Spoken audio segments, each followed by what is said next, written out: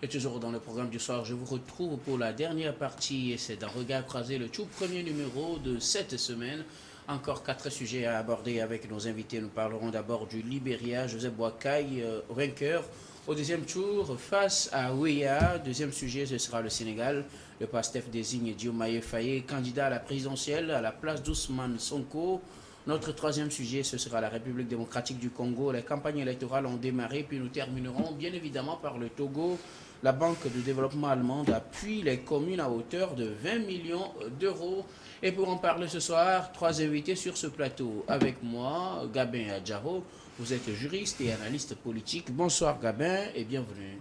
Bonsoir Guillaume, bonsoir à toutes les téléspectatrices et à tous les téléspectateurs et à ceux-là qui nous suivent sur YouTube et commentent l'actualité constamment avec nous. J'aimerais profiter pour te féliciter aussi pour ton prix dans la micro d'or que tu avais reçu catégorie micro, je crois, jeune talent du micro. Je prie à ce que tu sois toujours élevé, que tu continues. Je profite aussi pour saluer ton chef, M. Gilles Bocor, qui abat quand même un très bon travail, et aussi pour encourager nos éperviers qui jouent demain. Ok, merci beaucoup à vous, Gabin. Nous reviendrons sur le prix à la fin de cette émission. À côté de vous, Dieudonné Sewonou, vous êtes journaliste, directeur général d'Elios Service. Bonsoir Dieudonné et bienvenue. Bonsoir Guillaume, bonsoir à tous, bonsoir à tout le plateau, bien évidemment. Encore un plaisir pour nous de nous retrouver et échanger autour des sujets de l'actualité. Notre troisième invité aujourd'hui, Fioclou Adanglenou, vous êtes journaliste, directeur de publication du journal L'Enquêteur. Bonsoir Fioclou et bienvenue. Bonsoir Guillaume, bonsoir à mes co-débatteurs, bonsoir aux téléspectatrices et téléspectateurs de New York TV. Avec vous, nous abordons notre premier sujet, direction le Libéria, Joseph Boakai, vainqueur au deuxième tour face à Ouéa. Les résultats du deuxième tour de la présidentielle au Libéria ont été donnés ce week-end, ce samedi, avec comme score 50,64% pour Joseph Boakai, 49,36% pour Georges Ouéa, mais déjà à la veille, au moment où on avait environ 90% des bureaux de vote. Georges Ouéa a reconnu sa défaite et il a clairement exprimé, a félicité son adversaire. Une chance donnée donc à l'alternance démocratique, à une nouvelle alternance démocratique au Libéria. Joseph Boakai, candidat à cette élection, ancien vice-président depuis plusieurs années sous Ellen Johnson Sirleaf, devient finalement le président élu au Libéria. Sa persévérance aura peut-être payé Gabin Adjaro. Ah oui, sa persévérance a payé finalement et il est devenu le président de la République du Libéria, en notant qu'il était aussi l'adversaire politique de George Weah pendant l'élection précédente, Oui, et qui avait abouti quand même à l'élection du président George Weah, qui aujourd'hui pour moi sort par la grande porte, parce que ce sont des choses qu'on ne voit pas réellement en Afrique tout le temps, et féliciter son adversaire politique, surtout que même l'organe chargé de l'organisation de ces élections n'en a pas encore donné les résultats. Il a fait un acte de fair play, surtout de grand bravo. Ça montre réellement que c'est un homme au grand cœur, surtout avec un esprit assez éclairé qui vient de sortir par la grande porte. On sait très bien que Boakai n'est pas un novice dans la politique libérienne. C'est quelqu'un qui a géré pendant au moins 12 ans avec Ellen Johnson Sirleaf, et il a travaillé aussi dans l'administration pendant au moins 40 ans. Donc c'est quelqu'un qui connaît très bien les aspirations profondes de ce peuple libérien-là.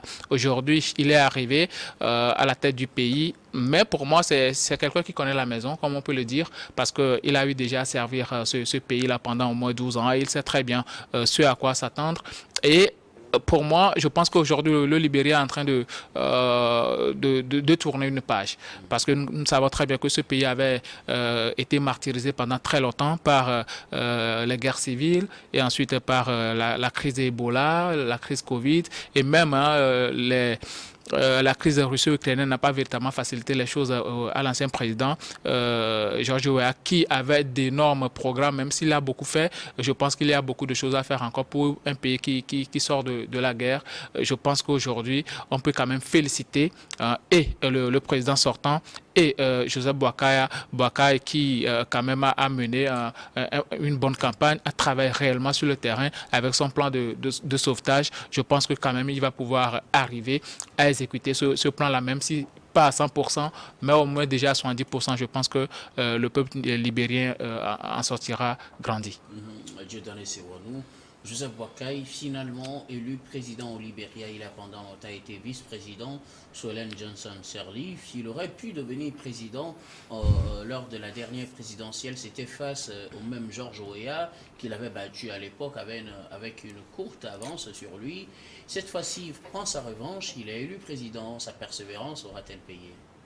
Oui, et sa persévérance, oui, aura-t-elle payé? Oui, on peut le dire. Et aussi, à la fois, il faut comprendre que George Weah n'avait devant lui que ce candidat pour remporter les élections. Il faut comprendre que quelque part, le bilan, malgré les efforts menés par le président sortant, il y a eu certaines insuffisances qu'on peut quand même le reprocher. Et on cherchait quand même quelqu'un qui puisse véritablement le remplacer valablement, mais qui trouvait, à part cet ancien vice-président qui est devenu aujourd'hui président de la République, il faut dire, oui, l'expérience a joué à sa faveur, sa ténacité aussi a joué à sa faveur, mais certains reproches qu'on formulait à l'égard du président Weah, malgré sa largesse dans la gouvernance, malgré tous ces programmes mis en place, les reproches qu'on pourrait formuler à son égard ont plutôt bénéficié à son challenger qui est arrivé aujourd'hui à prendre le pouvoir. Donc oui, on peut le lui attribuer, on peut lui imputer cela comme étant quelqu'un de téméraire, malgré son âge. Je rappelle que Joseph a 70 ans, maintenant 78 ans. 78 ans. Donc ce n'est pas petit. C'est déjà un grand âge. Maintenant, arriver à prendre le fauteuil présidentiel dans ces conditions, oui, ce sont ces idéologies, ces idées qui vont beaucoup plus faire fonctionner le Libéria. Mais en soi, ça reste une leçon qu'on peut apprendre sur le continent et une démarche à féliciter, tant au niveau de l'entrant qu'au niveau du sortant. Surtout au niveau du sortant, parlant de George Weah, qui a eu à reconnaître sa défaite bien même avant la proclamation des résultats officiels de la part de la commission chargée d'organiser ces élections, ce qui n'est pas toujours évident sur le continent, surtout en région francophone de l'Ouest. On n'a toujours pas eu la chance de vivre ces festivités, malheureusement. Alors, si le Libéria nous offre ce chapitre aujourd'hui, je pense que c'est un pas à saluer. Et George Weah, je dirais qu'il vient d'obtenir un deuxième ballon d'or, même si on peut lui reprocher certains péchés politiques. Il a été un joueur, il est rentré par la force des choses ou l'exigence du terrain à l'époque, et il est donc devenu président. Il a fait son temps. Il a voulu être président, il s'est battu pour voilà. ça. Bon, de toutes les façons, il a fait son temps, il a marqué la résilience avec les conflits, et aujourd'hui, le Libéria est ce qu'il est. Même si on peut lui dire, il n'a pas été peut-être à la hauteur politique comme cela se doit. Il est venu en tant que joueur et il a fait montre de sa technicité, et il a fait quand même comprendre aux Libériens ce qui est aussi son hobby. Et on lui a reproché d'être trop attaché au football, au point où le pays voilà, et tout le monde essaie de faire ce qu'il pensait de mieux. Mais de toutes les façons, George Weah est sorti par la grande porte et a laissé une très bonne leçon pour tout le continent que c'est possible d'organiser des élections et les perdre. Ah oui. Alors, c'est une évidence. Aujourd'hui, ce n'est plus une fiction. C'est possible d'organiser des élections sur le continent, en Afrique. Bon, je ne dis pas en Afrique francophone, mais dans la sous-région. Dans la sous-région ouest-africaine. En étant membre de la CEDEAO, organiser des élections et aussi les perdre, et avoir le courage quand même de reconnaître, oui, on a perdu. Alors, félicitations à celui qui viendra. Et je serai là à l'aider pour pouvoir amener le pays à bon port. Et une phrase très importante sortie de la bouche de George Weah, c'est vrai, nous avons perdu les élections, mais le Libéria a gagné. Ouais, oui. Alors, si le principe est tel que tous les politiques pensent que le pays doit gagner et non des individus doivent gagner, je pense qu'on aura une Afrique beaucoup plus prospère et qu'on ira plus se chercher sur la mer et mourir dans le désert. Donc, la leçon a été très importante au niveau du Libéria et politiquement parlant, je pense que George Weah est en train de réécrire ce pays dans un chapitre doré, s'il faut le dire. Et sa mémoire, je pense, sera toujours saluée. Alors, Fioclou Adanglenou, George Weah sort par la grande porte, mais Joseph Boakai aussi vient prendre le trophée peut-être de sa persévérance. Lui qui a toujours cherché à devenir président, il a été vice-président pendant très longtemps. Il a raté la présidence lors de la précédente élection. Au cours de cette élection, il l'emporte avec une petite longueur d'avance sur George Weah. Oui, l'élection au Libéria est un cas d'école parce que nous remarquons la tenance normale et tous les observateurs ont applaudi les conditions dans lesquelles cette élection a eu lieu et le vieux renard de la politique libérienne a enfin gagné suite au soutien des anciens comme le rebelle Preston Johnson. Monsieur George Weah, lors de la campagne présidentielle de 2017, a fait des promesses, effectivement, et malheureusement, ça n'a pas pu être réalisé sur le terrain. Et la population lui a reproché la mauvaise gouvernance, la corruption, l'effet des drogues et autres. Toutefois, nous pouvons remarquer qu'au cours de son mandat, il a pu mettre en place des infrastructures routières. Il a pu quand même aider les vulnérables au niveau de l'éducation. Et la population lui a surtout reproché ses fréquents déplacements à l'extérieur. Et surtout en ce qui concerne les événements liés au football. Bon, les résultats sont là.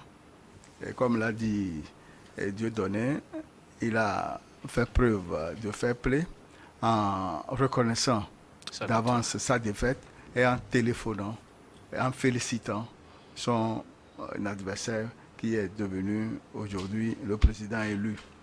Nous pouvons dire que le Libéria, après les années de guerre, les maladies Ebola et Covid-19 se remet en place et que dans la communauté internationale, ce pays a un bon score et une bonne renommée. En ce sens que la CEDEAO a pondu un communiqué pour le féliciter compte tenu de la reconnaissance de sa défaite et compte tenu du scrutin apaisé. Alors, le score, c'est 4,64% pour Joseph Boakai, 49,36% pour George Weah, un score très serré. Est-ce à dire que les Libériens n'ont pas totalement rejeté George Weah? Non, les Libériens, je ne pense pas qu'ils aient totalement rejeté George Weah. La différence, c'est de 28 000 voix, de 28 000 voix qui le faisaient tomber face à Joseph. Donc, George Weah, comme le disait le doyen Fioclou, a eu à marquer son temps. Même si on doit lui reprocher certaines erreurs techniques et politiques, il a marqué quand même son temps et il a su mettre en place ce qu'il faut pour la survie et le développement d'ailleurs du peuple libérien. Bon, dans tous les cas, suivant le temps qu'il a eu à faire au pouvoir. C'est vrai. Vous voyez, à certains moments, je me dis la corruption... Je vais peut-être pécher. La corruption constitue un allié de poids pour certaines personnes de pouvoir bien s'en sortir. Comment? Lorsque vous laissez la porte ouverte et tout le monde y pénètre et prend ce qu'il veut et tranquillement tout le monde on mange et puis voilà, on ne se grince pas trop le dent. Alors que en réalité vous aurez dû fermer et partir avec la clé. En ce moment-là vous serez bien aimé. C'est une façon de parler. Donc, si sous George Weah, on peut parler aussi de la corruption, ça veut dire que la corruption a profité à certaines personnes. Et ces gens-là... Ça aussi a contribué à voter contre lui. Malheureusement, oui, dans l'un ou dans l'autre cas. OK, c'est cette corruption. Des gens ont su se tirer d'affaire à travers cette corruption. Et donc ces gens-là sont des alliés de poids aussi de George Weah. Et au même moment, techniquement, ça a joué contre lui, de fait qu'il n'a pas su gérer les choses comme cela se doit. De toutes les façons, un président qui soit vomi à, je ne sais pas, à 50% par sa population est un président exécrable. D'accord? Donc, il est évident que lorsque vous sortez en tant que président et que vous devez remettre le pouvoir à quelqu'un d'autre, au moins que la distance ou alors que le score qui vous sépare du nouveau gagnant ne soit pas un score aussi écrasant pour vous faire comprendre que vous avez été le piètre des présidents possibles. Je ne pense pas que George Weah serait placé au chapitre des pieds présidents libériens qui soient, ou alors que les populations aient connu. Donc, c'est très serré. Et vous avez compris que c'est à 2 tours. Donc, c'est qu'au 2e tour, maintenant, que la différence s'est fait sentir nettement. Et pour ce pays de 5 millions d'habitants, il faut juste 28 000 voix pour séparer le gagnant du perdant. Donc, il y a encore l'amour de George Weah dans le cœur des Libériens. Gabin, l'amour de George Weah est toujours dans le cœur des Libériens, malgré tout. Oui, c'est clair. Au fait, il ne faut pas trop exiger aussi de George Weah parce que ce n'était pas un politique né. C'est quelqu'un qui était arrivé en politique juste à peine. Oui, bon, il y a certains qui exercent ce métier-là depuis le bas âge. C'était pas son métier de prédilection. Il est venu parce qu'il a la volonté d'apporter quelque chose à ce pays-là. George Weah, c'est pas quelqu'un qui est à la recherche du gain. Il en avait déjà assez. Donc, pour lui, c'est quand même apporter une certaine plus-value à ce pays qu'il était arrivé au pouvoir. Maintenant, après un seul mandat, on ne peut pas beaucoup exiger de lui aussi parce qu'il y avait aussi eu la crise Covid quand il était président. Et nous savons très bien ce que la crise Covid nous avait causé tous en Afrique et même par le monde entier. Toutes les économies étaient à terre. Quand George Weah est arrivé, quand même, il est arrivé à créer le doyen vient de le dire, il a eu à construire des infrastructures routières. Nous savons que ce pays l'a sorti quand même de la guerre civile. Je pense que George Weah même a eu un bilan beaucoup plus élogieux que Ellen Johnson Sirleaf qui a fait plus d'années que lui au pouvoir. Donc pour moi, même il a rendu même l'enseignement secondaire gratuit. Donc pour moi aujourd'hui, George Weah, il est aimé, il sera toujours aimé par le peuple libérien. Je pense qu'il a été beaucoup plus sanctionné sur le fait qu'il voyageait beaucoup et il accordait beaucoup plus de temps à son hobby que de gérer son pays. Mais je suis sûr que dans peu de temps, le peuple étant versatile, on va encore demander à ce que George Weah revienne au pouvoir. En tout cas, c'est votre assurance à vous. Sur ce, nous allons marquer la première pause, puis on revient juste après pour la suite de cette émission.